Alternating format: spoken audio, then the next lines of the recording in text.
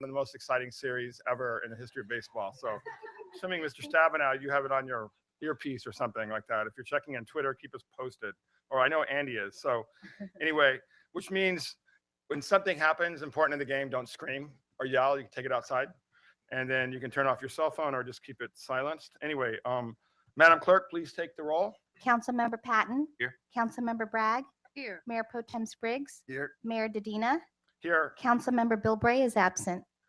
And it is my pleasure to invite Lauren Henzo, a third grader from Imperial Beach Charter School. I went to Imperial Beach Elementary, and Mr. Patton's children went to IB Charter School, right? Yep. And to lead us in the Pledge of Allegiance, her teacher, Mrs. Gibbs, said Lauren is an avid reader, so important, attends gymnastics classes, and also plays softball. She and her family live in Imperial Beach, and she has an awesome American flag sweater, which we all like, or vest, sweater vest. So Lauren will lead us in the Pledge of Allegiance. Please rise.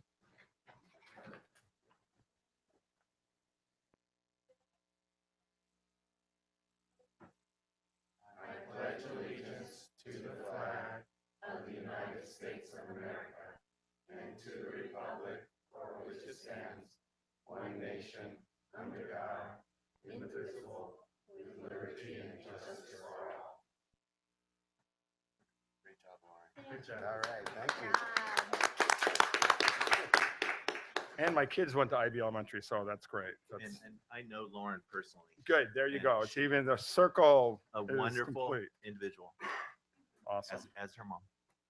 Any agenda changes? I think Mr. Spriggs, you had. Yes, Mr. Mayor, I'd like to pull the warrant register. Item 1.1, I had a couple of real quick questions to ask regarding some large expenditures. That's all right with the other council members. So you want to pull, I'm sorry, what, Item 1.0, 2.1? 2.1, sorry, my Okay, bad. just, Mr. Hall, what do I do then? Am I waiting to pull that to the end of we go to the beginning or the very end of the evening? Maybe I could ask if these are basic questions, maybe we could do it just before voting on the consent agenda.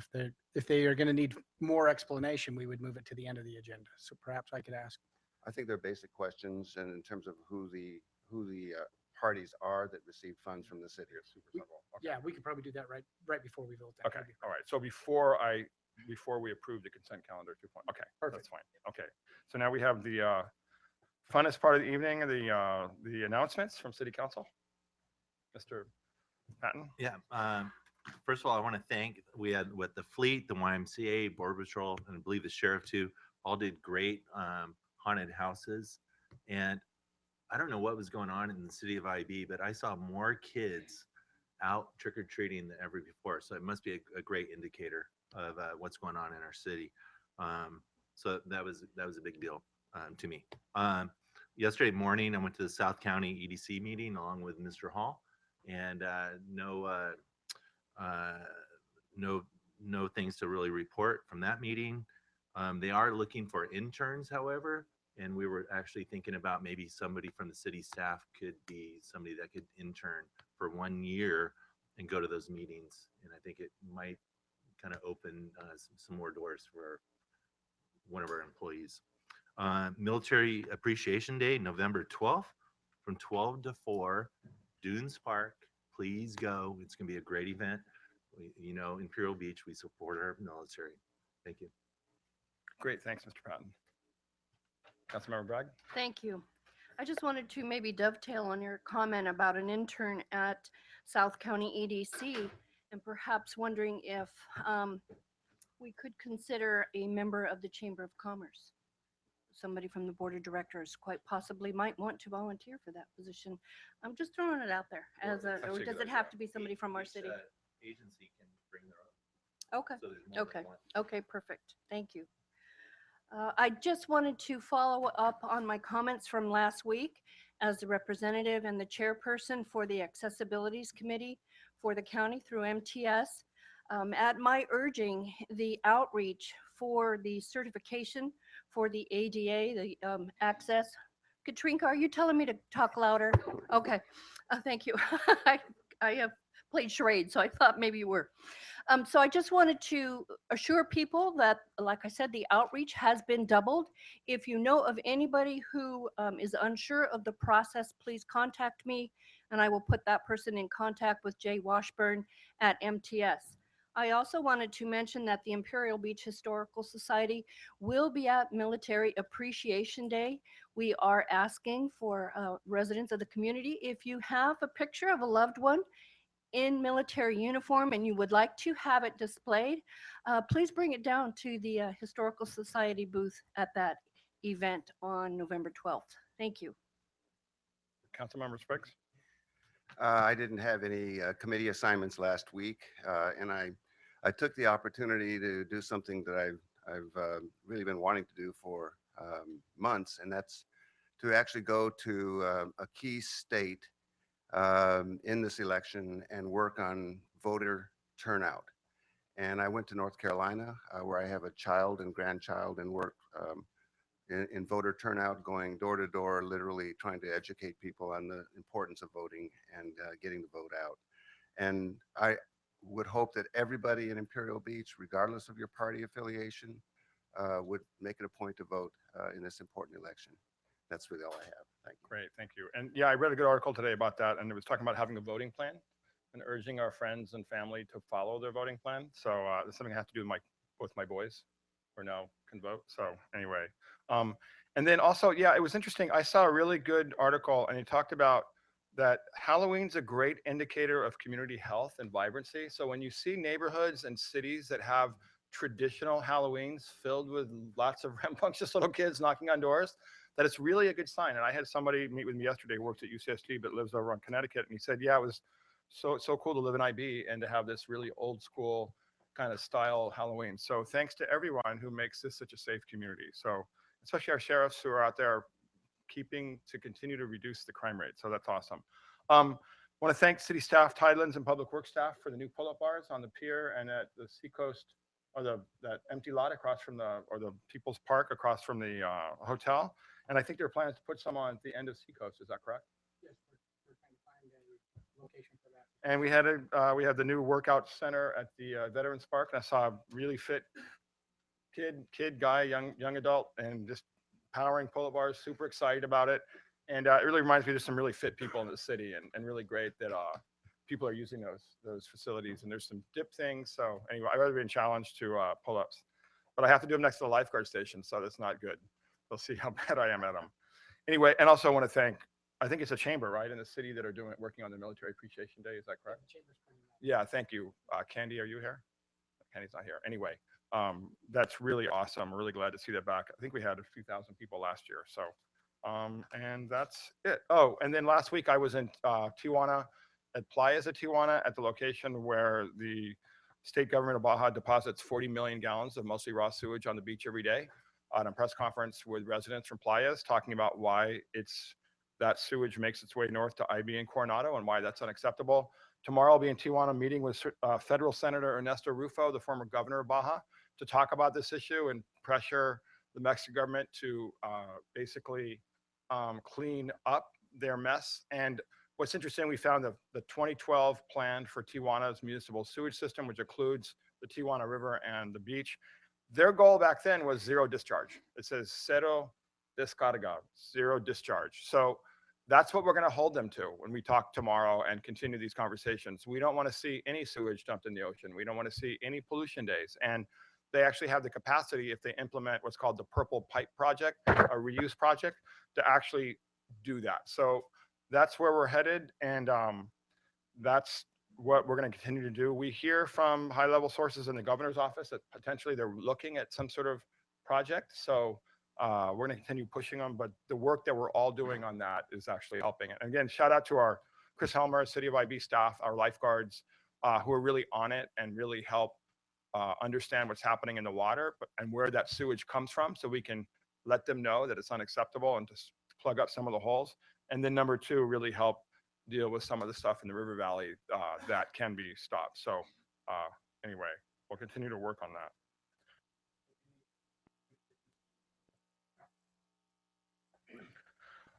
Okay, so Before I do the entertain a motion, we talk about the consent calendar. Oh, I do the entertain a motion and oh, public comment. I'm sorry. Sorry, Dante. Dante Pemintwan.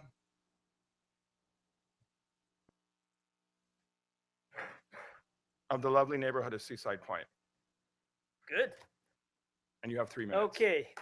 3 minutes. My name is Dante Pamantuan, resident, Imperial Beach, Marine Corps veteran, and local realtor. Good evening, city council members, city staff, and would like to just say something about Mr. Spriggs's open letter for his appeal to all the candidates locally that are running for city council this year. And in that letter, he had asked that, you know, if the candidates can hold on to their integrity with not receiving campaign funds and outside influence from outside contributors. With that said, red flags go on when the mayor of Imperial Beach begins endorsing local candidates like Mark West as a candidate for city council. It, to me, doesn't seem right. You know, here in local Imperial Beach, we're a very small city, and I'm going to say it. You know, I don't like politics, but you know, when something isn't right, I'll stand up and I'll speak out. That's what I do, and I feel I need to do that. You know, I have a problem with that. I have a problem with the mayor, his undue influence, publishing something in Eagle Times endorsing a local candidate like Mark West.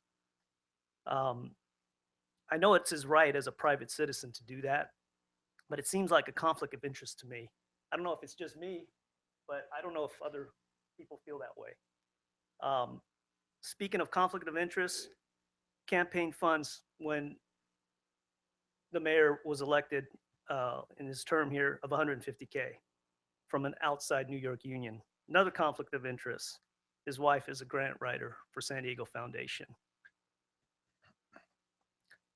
Also, local governments and nonprofits donating funds to Wild Coast, his organization.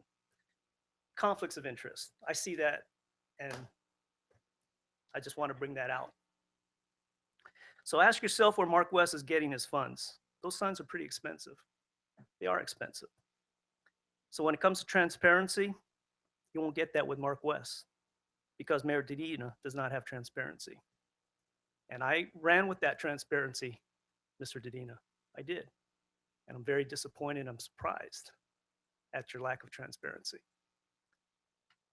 The job of the city council is the safety and welfare of its residents and visitors, working with our law enforcement and our sheriff's department.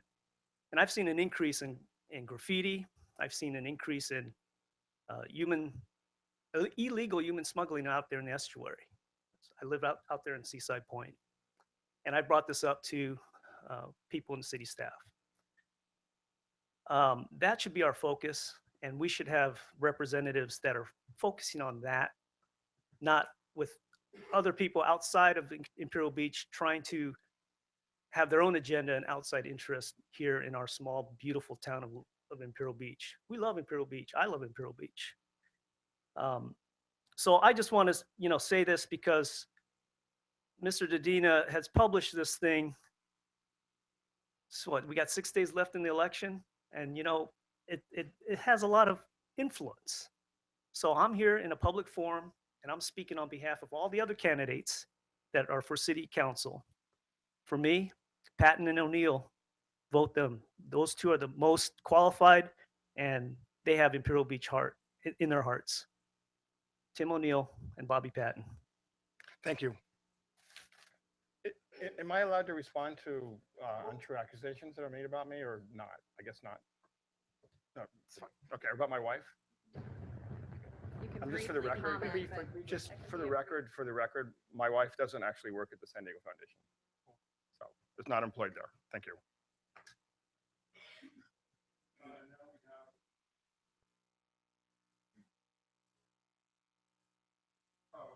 Just to comment, if you don't know your voting location, please contact our city clerk, Jacqueline Hall. Thank you. And okay, so I'm doing the consent calendar right now, but would I do I'd like to entertain a motion first? No, And then we have questions, or we do questions that Mr. Spriggs asked the questions first. Mayor, why don't we go ahead and see if we can answer his questions first, because we Okay. may need to pull the item and move it to the end if we Okay, don't so appropriately answer his questions. for consent calendar 2.1 and 2.6, Mr. Spriggs has a few quick questions to ask about the identity of some fund recipients or donees. Is that correct? Yes, that's Okay. correct, Mr. Mayor. Thank you very much, and I'll make these very quick.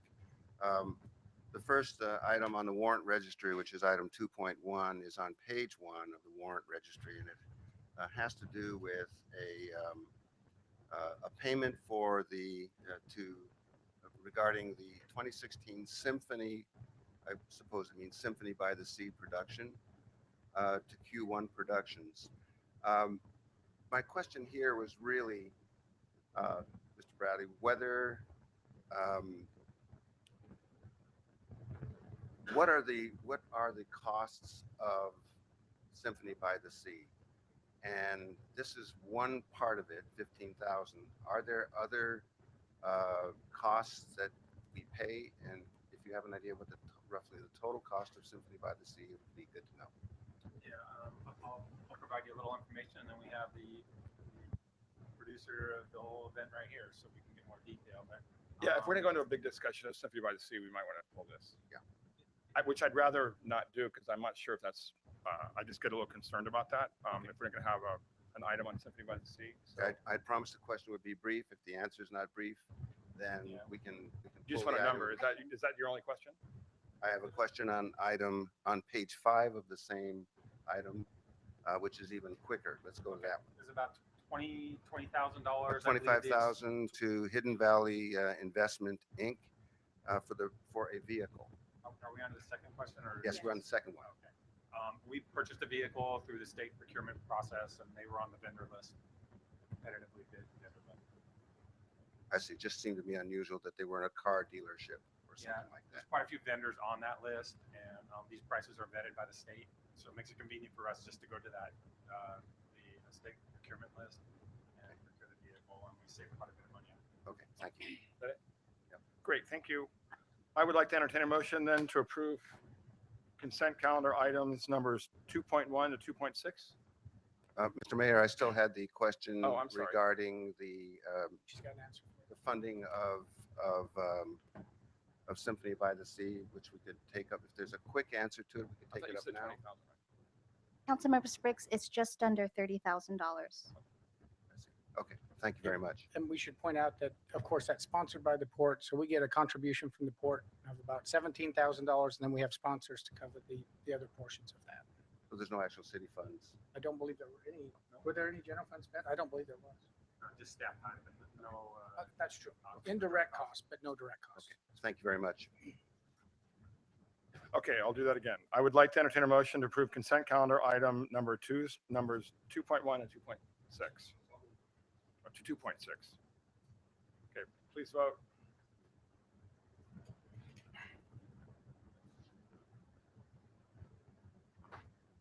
Motion carried unanimously. Great, thank you. Okay, now we have item 3.1 ordinances.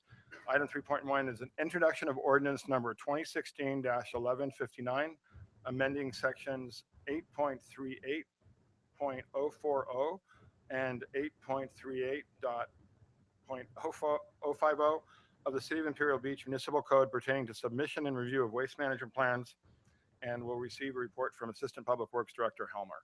Thank you. There you are. All right, good evening, Council, Mayor. This ordinance is actually a cleanup ordinance. At the last council meeting, you guys adopted the new 2016 California Green Building Codes. And in the new update to the Green Building Code, it requires a minimum amount of recycled material from active construction sites. In our existing municipal code, we actually called out that number.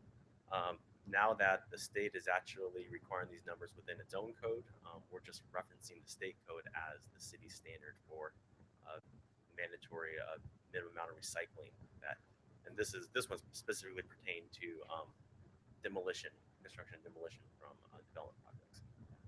So if a we have redevelopment in our city, the applicant will be required to recycle a certain amount, and the current 2016 standards is 65%. But as a lot of things go in the state, it's likely in future years that the Green Building Code will further increase that amount. So in order to have prevent us from coming back here again or amending the municipal code one more time, we just reference the state standard for which this number should be set at. Great. Are you done? That's it. Do we have any speaker slips? No, Mr. Mayor. Great. Any questions? Yeah, Mr. Patton. Thank you. How are you going to determine the exact recycling that they do when they get their waste from demolition? In my mind, I'm thinking when they go to, say, a place like Edco Dump or wherever the waste landfill they go to, they get a receipt for waste, do they get a receipt for recycling, and then they take that back to you? Yeah, Edco actually makes it very simple. So the applicants have an option to self-haul, and if they self-haul their own waste, then they have to provide a dump receipt back with the closeout of the project. Or they can just call up Edco, and Edco drops off a construction demolition waste dumpster, and they can throw everything in there. And Edco separates it out and takes it to their own facility that does specifically construction waste, and then prints out a receipt and sends it to us. So it's fairly easy if you just go with Edco. Great, thank you. Any other questions or comments? Great, okay. Madam Clerk, thank you, Mr. Helmer. Madam Clerk, please read the title of the ordinance. Ordinance number 2016-1159, an ordinance of the City Council of the City of Imperial Beach, California, amending sections 8.38.040 and 8.38.050 of the City of Imperial Beach Municipal Code pertaining to submission and review of waste management plans. Great. I would like to entertain a motion to introduce ordinance number 2016-1159 by title only, waiving further reading in full, and set the matter for second reading and adoption at the next regular meeting. So I don't have to read that again. Is that correct? Okay, great. Is there a motion? Second, great. Please vote.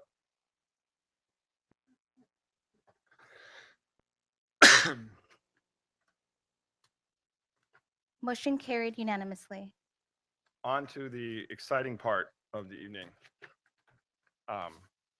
And that is report 5.1, discussion in relation to the recommendation from the Parks and Recreation Committee regarding a dog park in Veterans Park. And City Manager Hall will introduce the item. Yes, Mayor and Council, I just want to introduce Mr. Tim O'Neill, who's the Chair of our Parks and Recreation Committee. And as you know, Ed Villa also offers staff to the Parks and Recreation Committee. At the last meeting, the Parks and Recreation Committee did discuss the dog park and wanted to forward a recommendation to the City Council for your consideration tonight. So with that introduction, I will turn some time over to the Chair of the Parks and Recreation Committee, and I believe Mr. Villa has a quick PowerPoint for your review as well. Good evening, Mayor and Council. First off the bat, there was some last minute agenda information submitted, correspondence in opposition to the dog park. We're here today to forward a recommendation from the Parks and Recreation Committee to put a dog park at Veterans Park.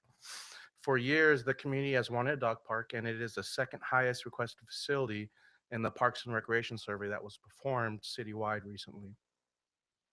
For months, staff has been exploring different sites to place a dog park.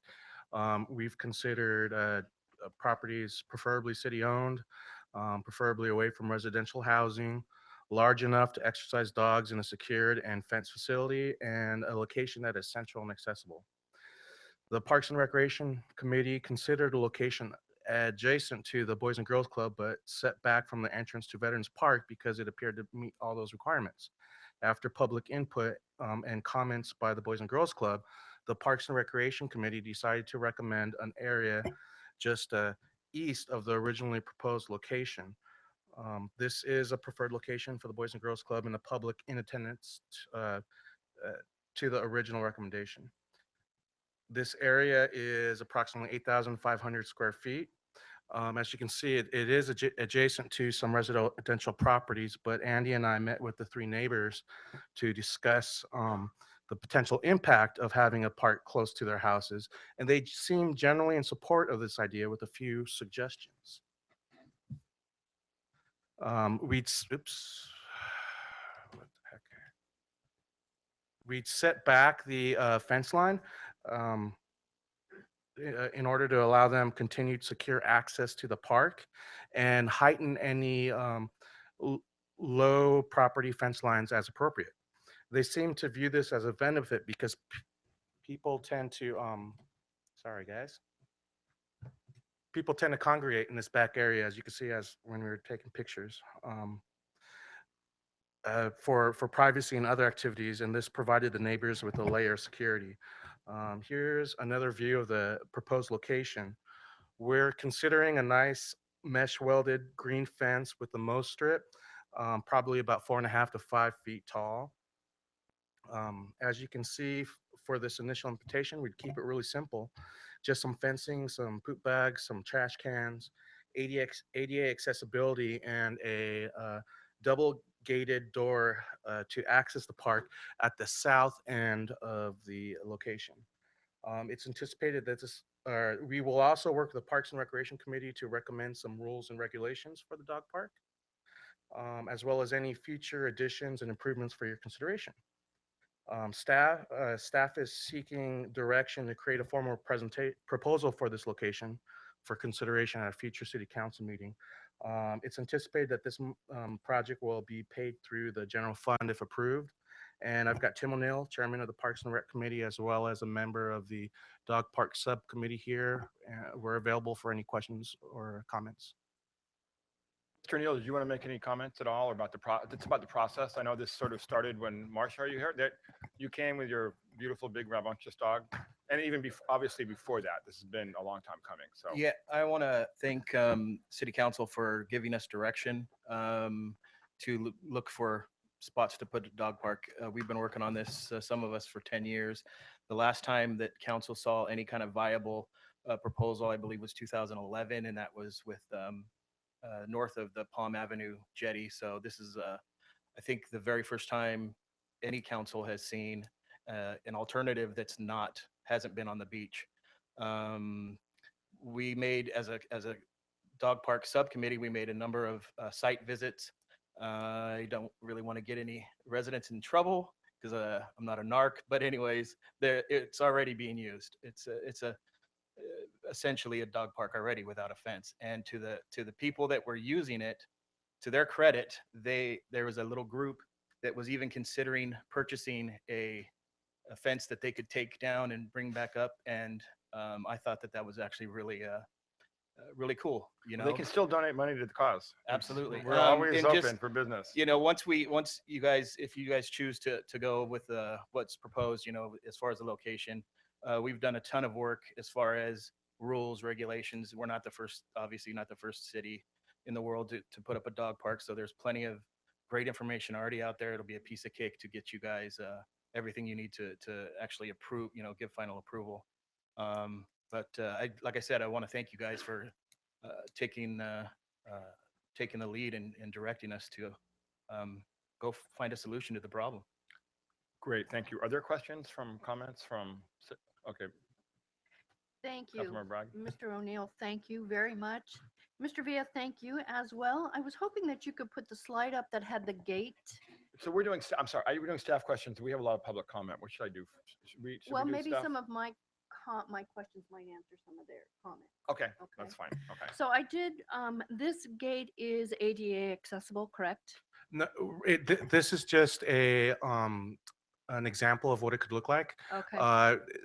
We will have when we come back to City Council, we'll have an appropriate ADA access for this park. Okay, perfect. I didn't see any benches. Is that a consideration as well? That's, yeah, the benches are a consideration. Okay, so that could be a form of, if people really did support this and they wanted to make a contribution to this, it could be in the form of purchasing the bench possibly as Certainly. well. And that's something that we would definitely work out with the Parks and Recreation Okay. Committee.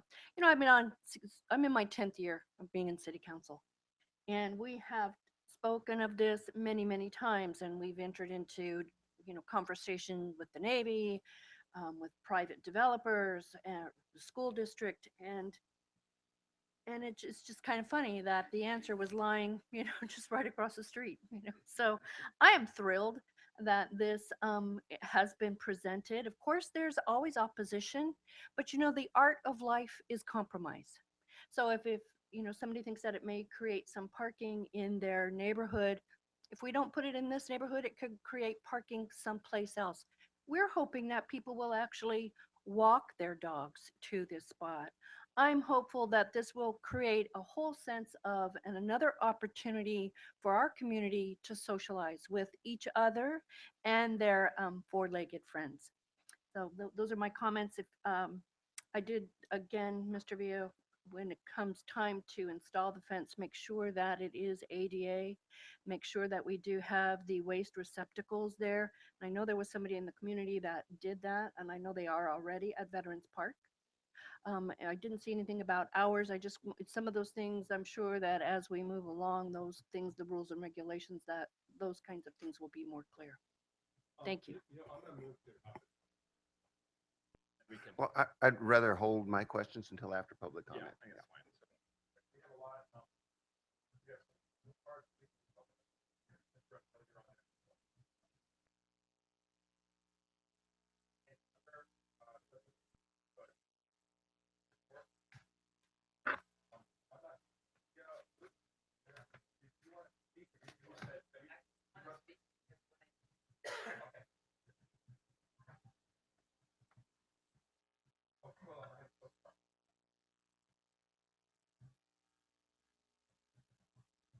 Yes, thank you. Aquila Luke, I live on 8th Street.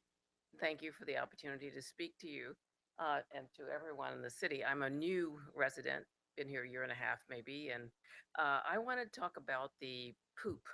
And it seems like it's not much of a consequential issue, but it really is. I love the idea of the dog park. I have a dog. I walk my little Doxy around town. People probably know the dog more than me. We do use the park, but Imperial Beach has a problem with owners who do not pick up their dog feces. And because children play in the park, soccer players, I see them all over, but they have to compete with dog waste. And I would like the city to consider, or whoever, maybe it's IB Beautiful or some group, to consider having some kind of public campaign to encourage people to pick up after their animals. We already have doggy bags right there in the park. Doggy bags are cheap. I don't really quite understand why there is so much dog poop all over the city and on the well, anyway, all in our public access. So I'd be willing to volunteer to work with somebody to work on this issue. I like the city; it's wonderful, but I don't like the dog poop. I Just to make sure, for the support the record. dog park, and I wanted to use the opportunity to talk about the dog. Since it was coming up, I wanted to use this as an Great. opportunity. Thank you so much, and that's great. Thank you so much Thank for your you. welcome to Imperial Beach, and thank you for coming out. Tony Nagai? Sorry if I'm slaughtering the last name, sorry. Or the first names. Do I hit one of these little things? I'm sorry? No, oh, you do, okay. Yeah. 758 Delaware Street. I've been here for 2 years, and I have been pushing this dog park like crazy.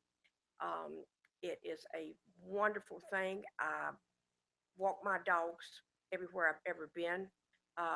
In a DC area, Washington, DC, they fine you $500 if you do not pick up your dog poop and somebody gets you on camera.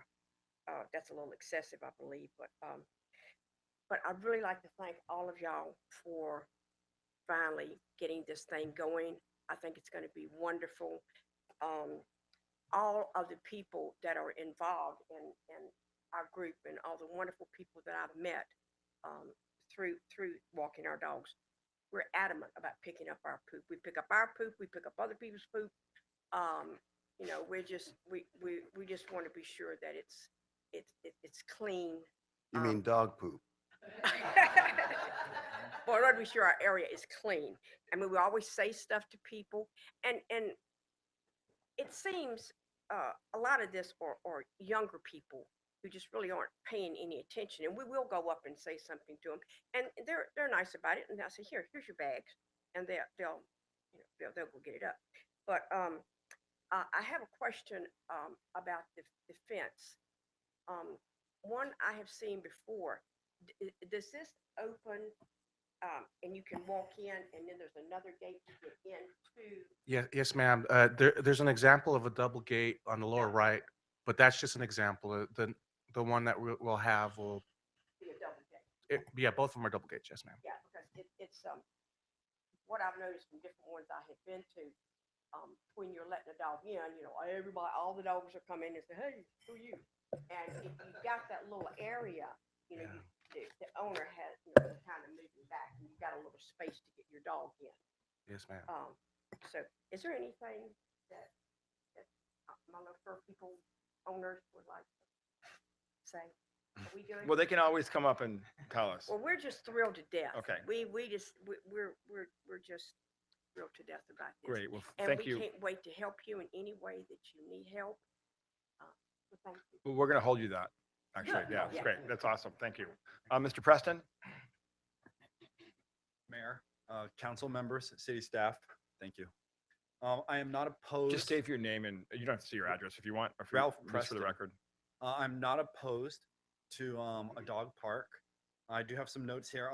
First off, about the dog feces, I brought with me our city ordinance 6.04.0.0.0. And we mentioned rules and regulations, but rules and regulations mean nothing unless they're enforced.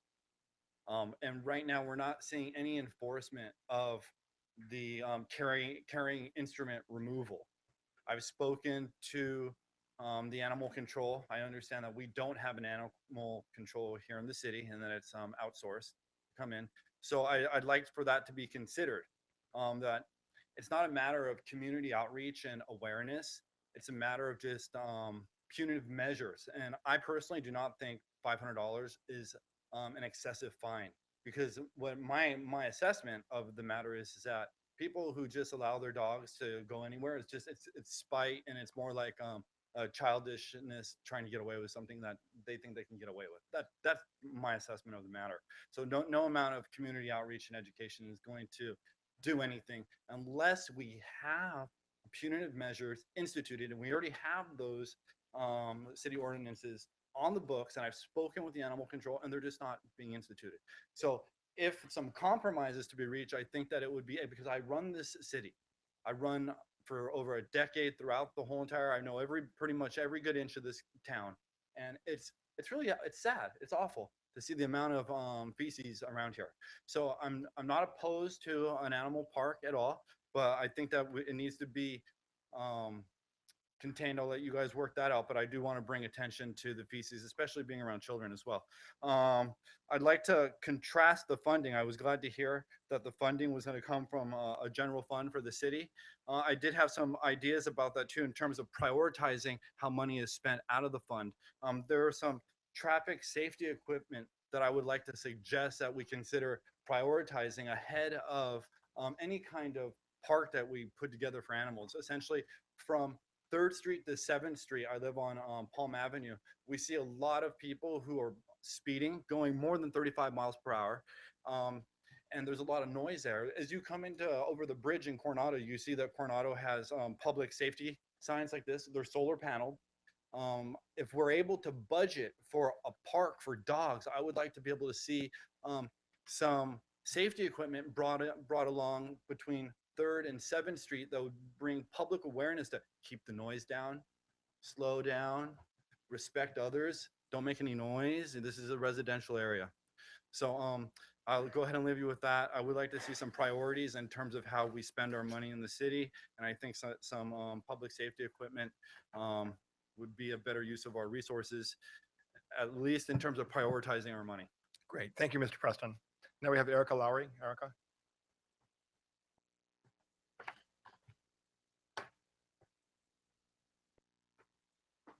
Hello, Erica Lowry, 740 Oneonta Avenue. I would have brought my little fur baby, but she thinks she's a person and not a dog. So she gets sort of antisocial when it comes to other dogs. And I was sort of worried about Marsha's puppy being in here too. Also, as a concerned mom, I look at this fence And even the 5-foot fence, I sit there thinking, I know my dog, she can headbutt me and I'm 5'7". And she's just a little terrier sized puppy. So she could easily jump over a 4 to 5 foot fence. And I don't know if that would be, and having a mesh fence, if you have a German Shepherd or something bigger, at one point we were looking at a Rottweiler, they said my wood fence wouldn't hold up to a Rottweiler. I'm concerned about the stability of something like this for fencing, considering there are children and parents and families having picnics and birthday parties so very close. And my second concern was about the poop. I know poop's a big thing. My dog, I have to admit, she only goes to the bathroom in our backyard. So, and I have dog bags all the time. So if I see another person, I give them their a dog bag and go on my way. Another concern would be grass maintenance. I've been to many different dog parks where the grass is gone because the dogs have torn it up. There's some long-term things that we need to be looking at when it comes to a dog park, and that's one of them. And a couple final things. One, Cubbies are ahead 4-1. And two, I would like to publicly wish Council Member Bobby Patton a happy birthday and a wonderful year to come. Thank you. Thank you. Okay. Mayor, if I could just clarify, one of the things that we were looking at tonight is, Got a goat about the Cubs being ahead? yes, it's a good Okay. thing that the Cubs are. Okay, so I just want to make sure you're talking about that first. Okay. No, I remember the last time they won the World Series, 108 years ago. Assuming you are a Cubs fan, hopefully. But no, we just wanted to maybe reemphasize what we're looking at tonight is maybe some direction on whether or not this is an appropriate location. Some of the things you see on tonight's presentation are just representative. This is not a proposal at this point to the city council. We'd want to go back to the Parks and Recreation and work out some of the details. We're looking more for direction and whether or not this is appropriate location to design a dog park and move forward. So just, those are really great comments, all of them, but we just wanted to make sure this was not a final project presentation. Mr. Spriggs? Great, thank you very much. I really want to commend Tim O'Neill and the committee for the work that you guys have done, pulling everybody together around this. We haven't heard any dissenting words. It means you guys have been out there and have gotten input and have addressed, you know, the negative comments. And I hope that everyone in the community who's got an interest in this took the opportunity to meet with the committee and the subcommittee and express their views. You know, it's not possible to get unanimity 100%, 100% on anything. But I think this is going to be one of the winners in Imperial Beach in terms of having a very large majority of people in favor of it because, you know, we have so many dog owners in this town. And I like to say, you know, when I've, you know, 2 years ago and 6 years ago when I campaigned going door to door, I really think there are probably, the census would be dogs number one, people number two in terms of the population of Imperial Beach. Absolutely. So it's about time we got around to moving this process forward and coming up with a solution. So thank you very much for your hard work and for bringing this closer to a positive, successful conclusion for Imperial Beach. Now, one of the questions I wanted to ask you had to do with the neighbors and the canvassing of the neighbors, and I see they all have either tree buffers or combination of tree and some backyard space. So it's not a surprise that that this is not a big problem. And I think the location here on the southern portion of that opens that lot, the southern half, rather than the northern half, where there seems to be less natural barrier between the park and the residences, was a very smart move. The only thing I would ask you about to consider, and this is not to throw any cold water on the idea whatsoever, is we do have the senior residence there at St. James. and whether there has been any communication with St. James about, the possibility of there being a dog park in this location within view of and maybe sound of the residents. I haven't taken a close look at that to see how many windows are facing north towards the park. I would guess, knowing how my mom loved to look out her window in her later years and enjoy the scenery and the goings on and everything, that it's probably going to be a net plus, you know, to have a dog park there with something going on, people that people may want to watch. But I just wanted to know whether anybody had checked with the senior housing. Councilman Spriggs, I have not. I had a chance to meet with the 3 residents, and the recommendation from the Parks and Recreation Committee actually came a week from last Monday. So it's only been a week, so I haven't had a chance to do that, so no. Okay. But we will, of course. The second thing, that's good, thank you. And it'd be nice to hear that as part of the next report.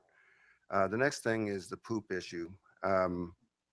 We just can't get away with it. I think the 2 big issues in Imperial Beach are parking and poop. Not necessarily in that order. This is something we really do need to get a grip on. And I think Mrs. Luke hit it right on the head, and other people have as well. It's all over the city. And there's we've got 2 different cultures, dog cultures in Imperial Beach. One is a responsible culture, the other is a completely irresponsible culture. And how we help facilitate the responsible culture spreading into the other dog owners is, I think, something that would benefit. If we can find a solution to that, we would really have a much better community. I mean, we're all about improvements in our neighborhoods, improvements in our community, better restaurant and grocery options, all of these things, code enforcement.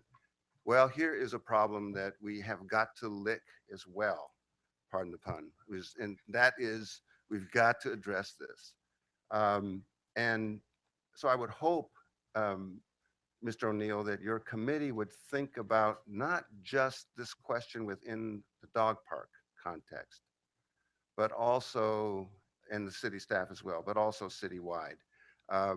When you can't even walk down a main sidewalk in Imperial Beach without watching your step every step of the way, we've got a problem, and it's a health problem. It isn't, and it's a appearance problem. It's got many layers. I'm not familiar with the code provision that was mentioned in terms of what the penalties are for not picking up after your animal. But I think that's something I would like to ask city staff to look at and to investigate a more effective enforcement measure. Having one community member, sorry, there's a, I wonder if I could just address that. okay, that'd be great. The staff has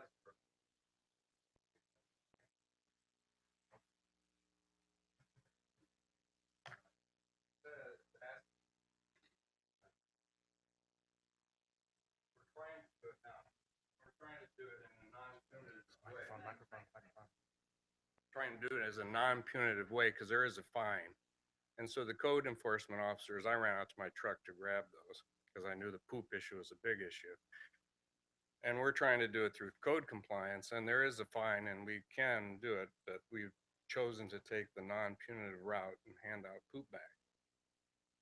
And there are several dispensers around town. We'd like to see more dispensers, but that's the approach code compliance is doing. We've realized there's been a problem for about a year or so, and this is our approach to answer your question. So we have tried to address it in a non-nasty way. It's already nasty enough problem. So I just took that as an opportunity to show you we are trying to do something. Councilmember Bragg. No, hold on, I'm not done. Thanks. There's a third issue that I think, going forward, we need to look at as well. If we're going to create a dog park, we're going to go through public expense to do it. We're going to try to create a better culture regarding, taking care of your pets' droppings. There's also the question of of what goes on in the rest of Imperial Beach regarding not only poop, but unleashed dogs, and especially on the beach. Uh, and from my observation, I haven't seen a lot of enforcement there. I see a lot of violations where dogs are unleashed and dogs are defecating on the beach, and they're unleashed and they just go wherever they want to go. It's only a matter of time before there are, problems with that. So I'm looking at this as sort of a comprehensive thing. If we're going to create a dog park, if we're going to expend funds to make sure that the dog park works, then there's no excuse for people to have to go somewhere else, like the beach, unleash their dogs and let them run and crap all over the place and potentially run after walkers, joggers, and everything. I've had that happen to me many times when I've walked the beach. So I'm just thinking of a comprehensive approach we need to addressing the question of responsible dog ownership in Imperial Beach. So it's a win-win for everybody. And, so moving forward towards the final report here, I hope we can take a look at some of those issues as well. Thanks. Thank you. Councilmember Bragg? I'm sorry, Mr. Patton was first. Sorry. Sorry. So all summer, last summer, I was taking my dog to the dog park. It was a half-hour drive, went off Laurel Street. Then on half-hour drive, I'd stay at the park for an hour, another half-hour drive home, so a 2-hour jaunt, and that got old. And I haven't talked to any other council members about this, but I've talked to a lot of the public, and 99.9% of the people I talk to are for it. What I learned from that park at Laurel Street, there's another one at Admiral Baker Park. It's called Bark Park, and it's a really neat one. Higher fences, like Miss Lowry was mentioning. What I learned was when I go to those parks, it's nice to have benches. It's nice to have picnic tables, a couple where people sit. I sit, and all of a sudden I'm meeting new people, and it's like that community of people I've never met before, but our dogs bring us together as one, and that's really important to me. The double gate, that's a must. Trash cans around the whole perimeter is a must as well. We've talked about the bags, and my concerns, we've talked about the neighbors. I think you guys will be looking into that. Hours, and I think that's also important. Looking into what are the appropriate hours that this park is going to be open, and that we set that tone and maintenance of the park, making sure that it's maintained. The park at Laurel Street, unbeknownst to me, apparently used to be all grass. Now you go to that park and it's 100% dirt because of the drought. They just stopped watering it. And so I've never known anything different than that park, and dirt works there. But so we need to figure out, I think somebody mentioned grass versus dirt. So like which direction we're going to be going. That's real important, with the drought and whatnot. And I mentioned maintenance. The double gate is a must. And then the public campaign that was mentioned, and public education about, we've brought up dog feces, and that's just a must throughout our whole city. No matter where you walk, like Mr. Spiggs said, you're dodging it. And picking up your own dog poop is one thing, but picking up another dog's poop grosses me out. I don't know why, it just does. But I'll leave it on that. I think we're heading in the right direction. I think we definitely need to move forward with this, and I support it. Thank you. Thanks, Mr. Patton. Councilmember Bragg? Thank you. I just wanted to kind of get us back to the task at hand, which Right. was looking at the recommendation for the placement of the park. I did especially, I know the audience didn't get to see these. I hope that the members of the dog committee, subcommittee, take a look at this. You could certainly plagiarize it. I'm sure we could help you word it, but I just wanted to read this. It says, Imperial Beach has a municipal code that requires dog owners to possess a means to collect their pets' waste and to pick up and dispose of the waste properly. Please help keep our city clean and do your part.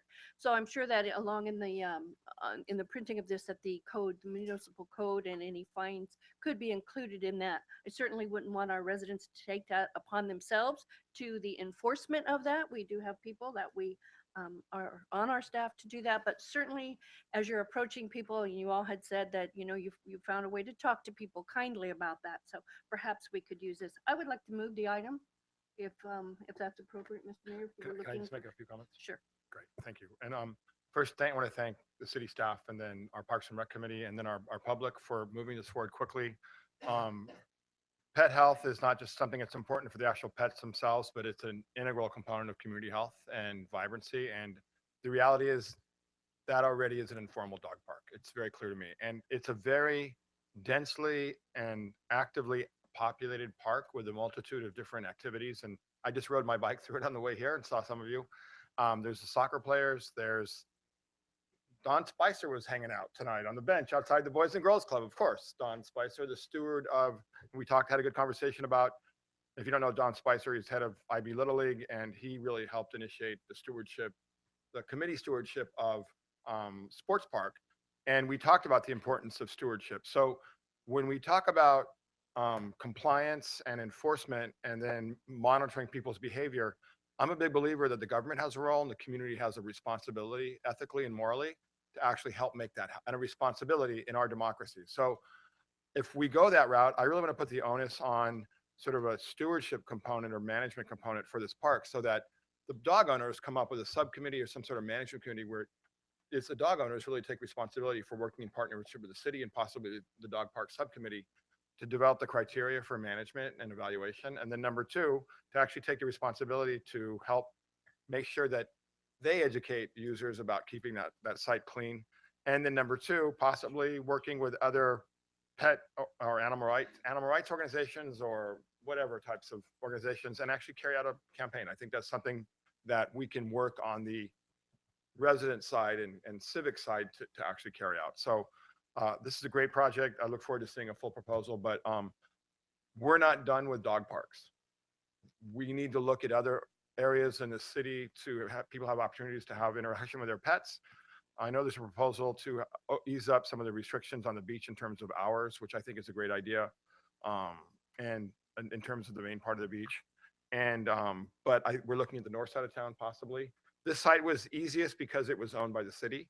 Some other sites we were looking at aren't owned by the city, and then they're owned by entities like the railroad, right? That make, Navy, it just makes it a lot harder. So I want to thank everybody that's come out to make this happen. And again, I think Mr. Spiggs is correct. There probably are more dogs in Imperial Beach than humans, and that's actually a really, really another component of community health. It really shows that we're a really caring and very vibrant community. So anyway.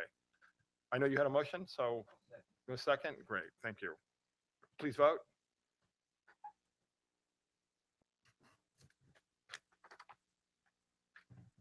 Motion carried unanimously. Great, thank you, everyone. We can clap, definitely. Thank you. All right, well, now the fun's over. Okay. 5-2. Resolution number 2016-7750, awarding the design contract for the Senior Center rebuild project to Jeff Katz Architectural Corporation. And Mr. City Manager Hall will give the report, but I'm assuming Mr. Helmer's here. All right, well, fun's just starting on this one. This is another feel-good item for us. I'm really excited to announce that we're going to be awarding the design contract for the new senior center. This is a big deal in this town.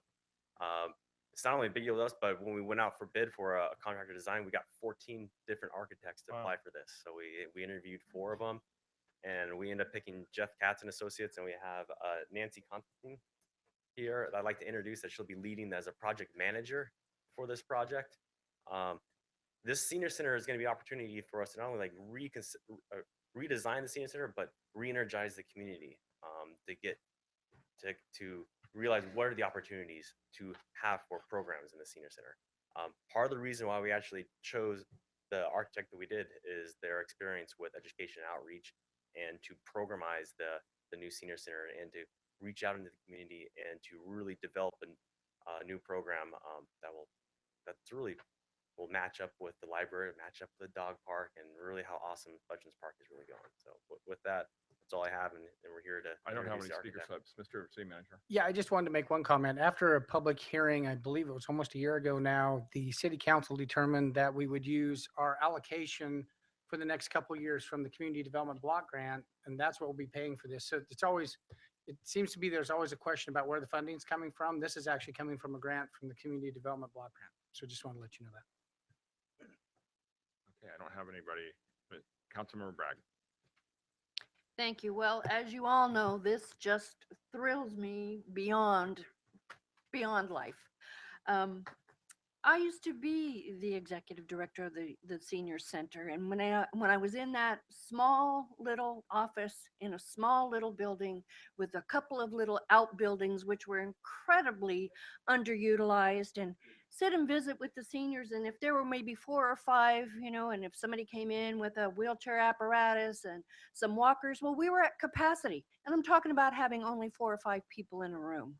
So that we have this opportunity in front of us, I'm going to warn you, we are going to dream big on this one. And there's a lot that's going to go into it. We hope to do a lot of outreach into the community, into the seniors, and not only with the seniors, but I did have a chance to talk to the representative from our design firm, and we used the word intergenerational. That's, that we can have the opportunity to maybe commingle, if you will, young people and older people and pets, and that can just be, I'm really starting to see that center across the street is really going to be the hub of activity for this community. Like I said, I am just thrilled beyond words. And I can't wait to get started. Nancy, I know you and I are going to become fast friends. So, and we are going to dream big. I warn you. Thank you. Thank you. I love that point. I think it's time we had a renovated senior center and a place with probably an increasing population of seniors. I can see myself there one of these days.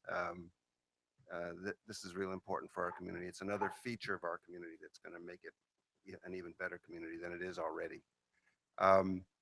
I've been involved in my prior careers, most recently in management position at UC San Diego, in a lot of projects where we've retained architects to do the program plan, where you actually do interview a lot of people to get an idea what the expectations and the needs are, and how that all can be accommodated.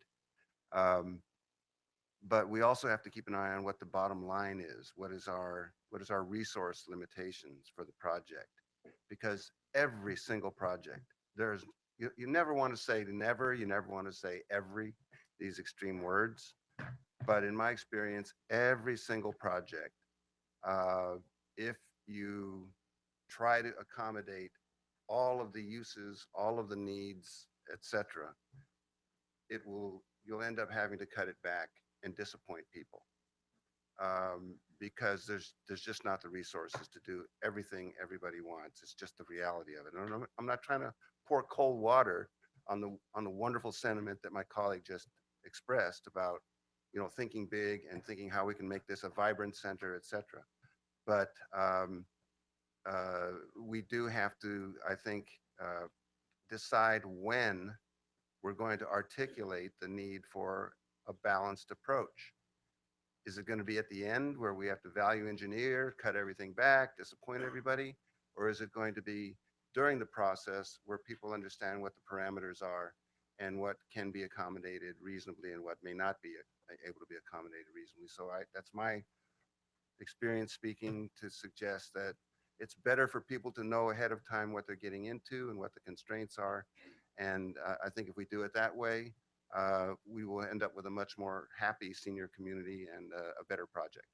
Thanks. Thank you, Councilmember Patton. Thank you.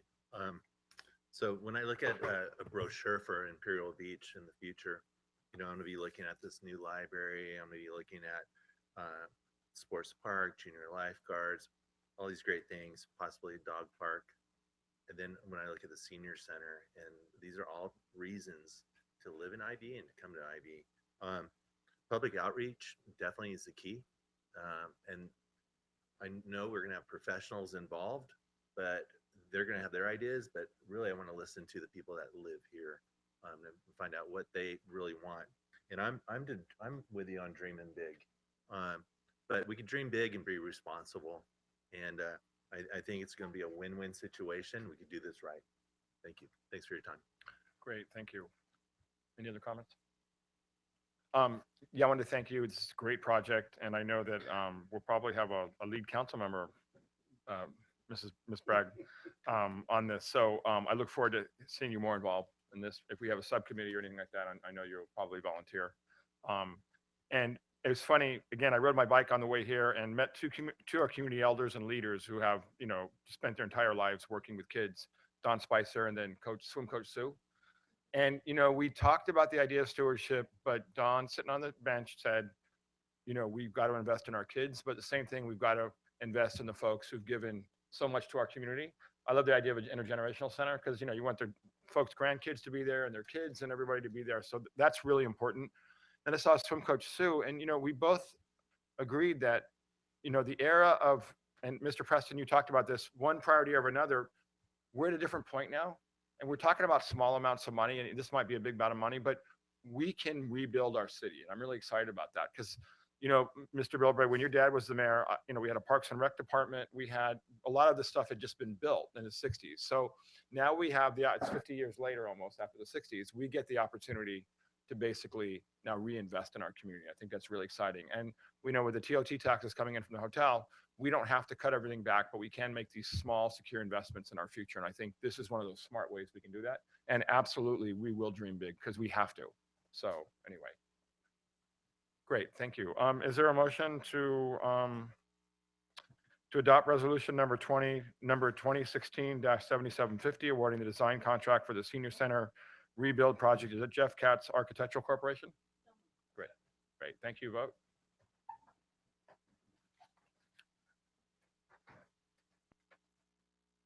Motion carried unanimously. Mayor, maybe just one other quick note. Unrelated but important, that is also the architect, 5-3. But that's also the architecture firm that designed the library. So there will be some continuity in some of the design features. We thought that was important as well. So I just wanted to note that. Great, thank you. Now we have item 5.3, resolution number 2016-7748, to award professional service contractor to Kaiser, Marston Associates to prepare a cost-benefit analysis for the proposed relinquishment of State Route 75. Mr. Dush will give the report. Thank you, Mayor and members of council. I'll be brief.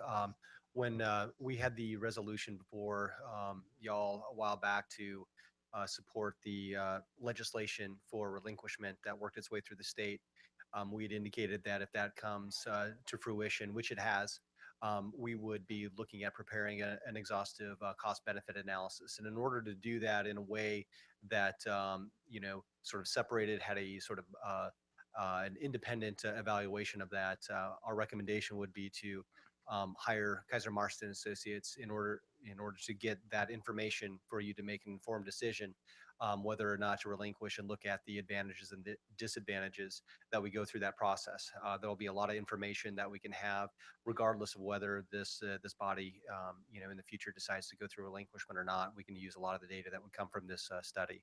So I'll be brief. I'll end it there.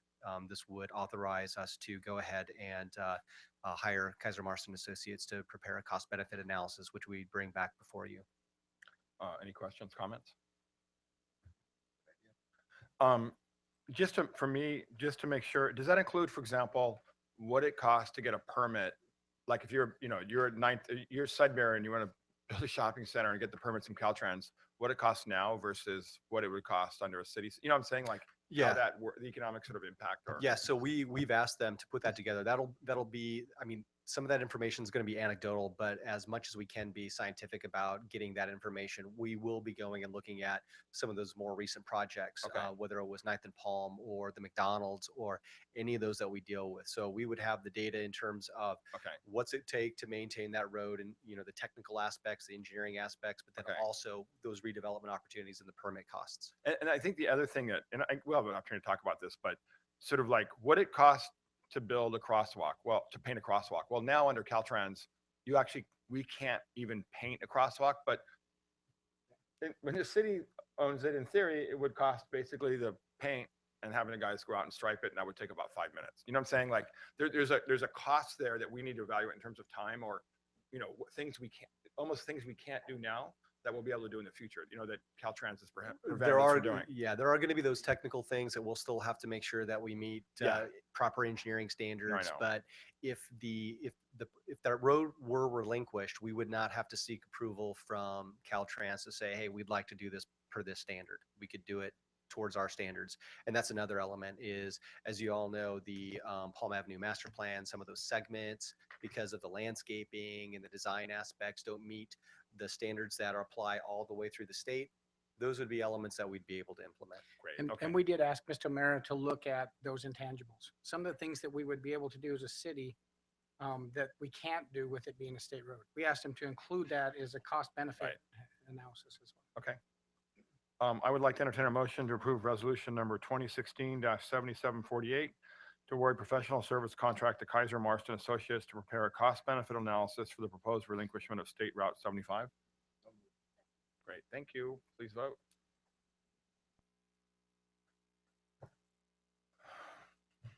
Motion carried unanimously. Awesome. Thank you. Thank you, Mr. Dush. But you wouldn't be here for the next one too. So 5.4, owner-occupied building permit fee reduction resolution number 2016-7741. And Assistant City Manager Dush will give the report. Thank you, Mayor, members of council. I guess in keeping with what Councilmember Patton talked about, another good reason to live in the city of Imperial Beach would be this resolution, or if y'all approve it, to allow for owner-occupied residences to get a very reduced building permit to do things like, re-roofing or appliances like water heaters and whatnot. A nominal fee of $20 to pay for some of the state fees that we have to do. But this is sort of a way to give back to the community for people to improve their property, to come in and get permits, make sure that it's done properly. And again, at a very low and reduced rate. The cost associated with this for these types of permits, we estimated about $10,000. We would certainly be tracking this to find out how that worked, things that were better, and we would report out to you in a year to see how this is working. So it's not something that we would not take a look at and not evaluate. We'd come back and report to you in a year to say, hey, how did this go? Is it working? Are we seeing people get permits that we didn't see before? So again, this resolution would allow for an owner-occupant who plans on living there for a year or so, or at least a year, to come in, get a permit. They'd still get all of their inspections, and it would cost $20. Great. Thank you. Mr. Spriggs? Thank you for the report. Really to the point. One point I'd kind of like to draw out a little bit is the assumption underlying the original or the current fee structure. It's not really paying for the inspections anyway at $10,000. In other words, it's not a self-supporting activity, the permitting process for individual privately owned residences. You see what I'm getting at? It's only generating $10,000. Well, and again, this is just for certain types of permits. So things like additions or, major construction would not be a part of this. This is the sort of over-the-counter permit, but your point is well taken. Right. You're right. There is sort of a subsidy, currently for some of those things because it's a legitimate life safety issue to make sure that we go in and make sure things are done properly. So for these smaller items, we're not really losing that much. We're in fact going to be supporting home improvements that will probably add more value in the end than we're losing as far as fees are concerned. So I really think it's a great idea. That's a great point. Great point, by the way. Mr. Patton? My suggestion, I think this is a great idea. I think it's long overdue. If we came up with a list of what would fall under the reduced fee. So somebody's not getting a big plan ready. Okay, I'm going to go in there. Then what? And so there's no surprises, and that can be done through some sort of community education, maybe article or whatnot. Definitely, everybody that uses the program, I think we do a survey, and like you said, you're going to evaluate after a year and see how this is actually working. But this is definitely a gain, like Mr. Spriggs said, because we're going to get homes with curb appeal, a little more curb appeal, as well as home values going up like they continue to do so in Imperial Beach. So I definitely support this. Great. And yeah, great points. And you know, I knocked on doors. People really talked about the fact that they weren't improving their homes because they were just like the whole permit thing and the cost and stuff. So again, we're not interested in absentee landlords, but definitely. Okay, so it looks exactly like the same one, Tim. Is Tim here? Oh, okay. But so it probably, in theory, maybe hindered some home improvements. So I'm a big supporter of this. And again, it will be interesting to see the evaluation and what happens. It would be great to do an education campaign through our, you know, our website, Ivy Eagle Times, hopefully just an article on this, and social media, get it out in the chamber, you know, all that stuff.